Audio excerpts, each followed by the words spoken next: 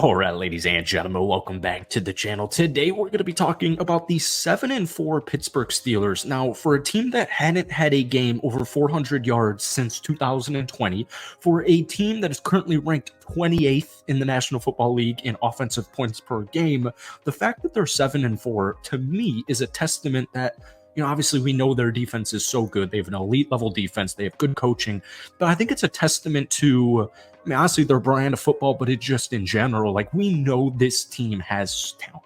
We know they have so much talent. They are depth talent. They have young talent. They have veteran talent. They are just a good football team. So this past weekend on the road against the Cincinnati Bengals, I know they're without Joe Burrow, but folks, the Steelers can't control that, but they'll take it. 421 yards. That is the most since the year 2020. And coincidentally, I don't think it's a coincidence. It's not a coincidence. Coincidentally, though, this was the first game after firing offensive coordinator Matt Canada. Now, the fact that they were outgained in all 10 games before this past weekend, the fact that they hadn't had a game over 400 yards since 2020, it's actually, like, looking back in retrospect, and I think a lot of Steelers fans knew this, even NFL fans knew this. The fact that Canada still had a job is actually kind of beyond me, but we'll talk about that, maybe at a different time. It doesn't matter. At the end of the day, the Pittsburgh Steelers are 7-4, and they're going to make the playoffs. And they have a really enticing 3-game stretch here, starting this upcoming Sunday against the Cardinals, followed up against the Patriots, then the Colts, and then the Bengals. If they win 3 games, you will clinch a playoff spot. All right, so we're going to talk about Pittsburgh, obviously, in today's video. But folks, before we do, if you enjoy it, be sure to hit that like button, hit that sub button for daily NFL content. If you enjoy it, you wouldn't mind hitting that like button, hit that sub button for, did I just say that? For daily NFL content? Oh my goodness gracious. Let's focus in. Let's dial it up. If we could try and get this video to 500 likes, it would really mean the world to me. So one thing I loved about this game was Kenny Pickett. The defense, is just going to be the defense. They are so good. They have so much depth. They have so much talent. Guys like TJ Watt, etc. Even with injuries, they are still a top 5 defense in the league. And honestly, they're trending more towards top 3. It's terrifying. It really is. We'll talk a little bit about it by the end of the video, but I don't think anybody's concerned or has any worry with the defense. So offensively, they're putting up 16.5 points per game. And one of the main reasons I'm making this video, actually, is I forget the tweet. I should have screenshotted it or something. But Kenny Pickett has beaten every team in the division this season.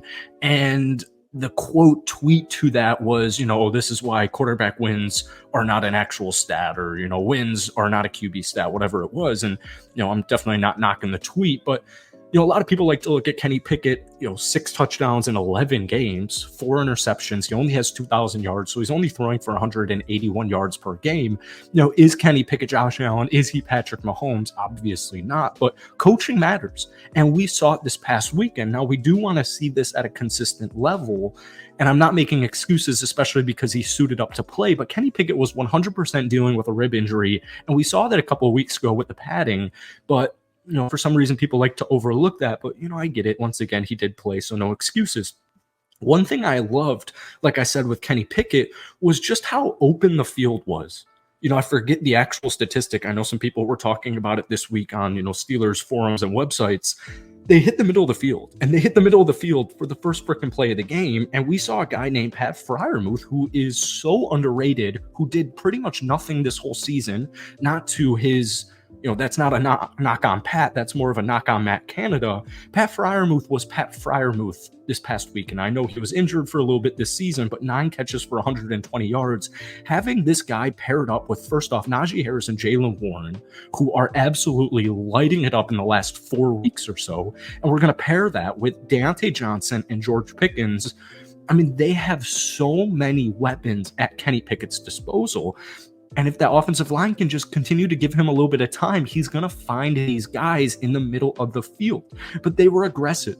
And it was the first Steelers game of the season, unlike, the starting drives in the preseason where they scored a touchdown on every drive where the starters were out there. I think they were 5 of 5 in that 3 preseason game stretch.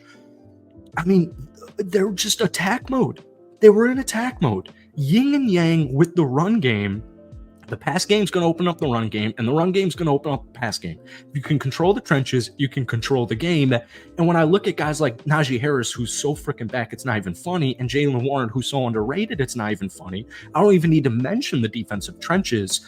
It's got me licking my chops. And if you guys watched this channel at the beginning of the season, I called the Pittsburgh Steelers to win 13 games this year. Now, I don't think they're going to win the next 7, nor do I think they should win the next 7. I think that sets unrealistic expectations, just too many expectations if they were to just win out. I do think teams need to battle adversity, but it really doesn't matter. The point is, I feel like the Pittsburgh Steelers are back, and I really think it was because of Matt Canada, and I just hate to say it, but they worked all areas of the field this past Sunday, and even without Joe Burrow, does Joe Burrow play defense? Quick question for you guys. Anybody know? Does Joe Burrow play defense? Oh, he doesn't.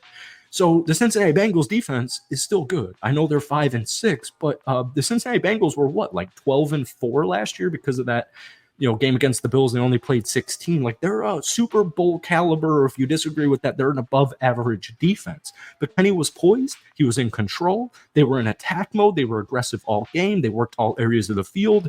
I am glad because they now have a more balanced offense, and that creates unpredictability.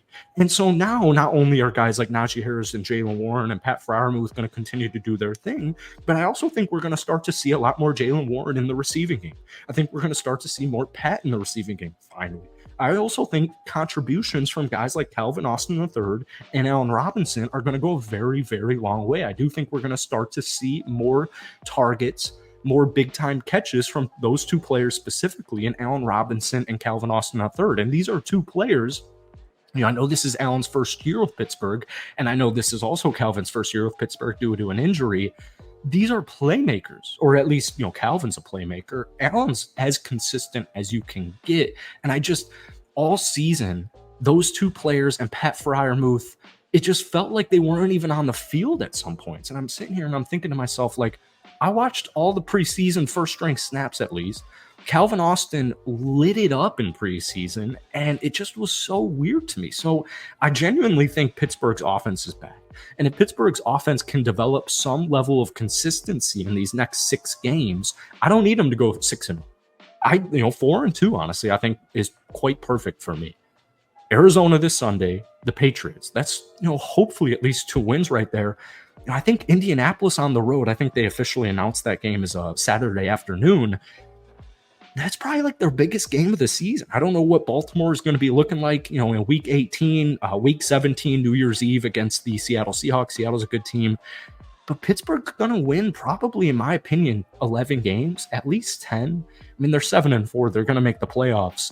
But I'm starting to lick my chops here.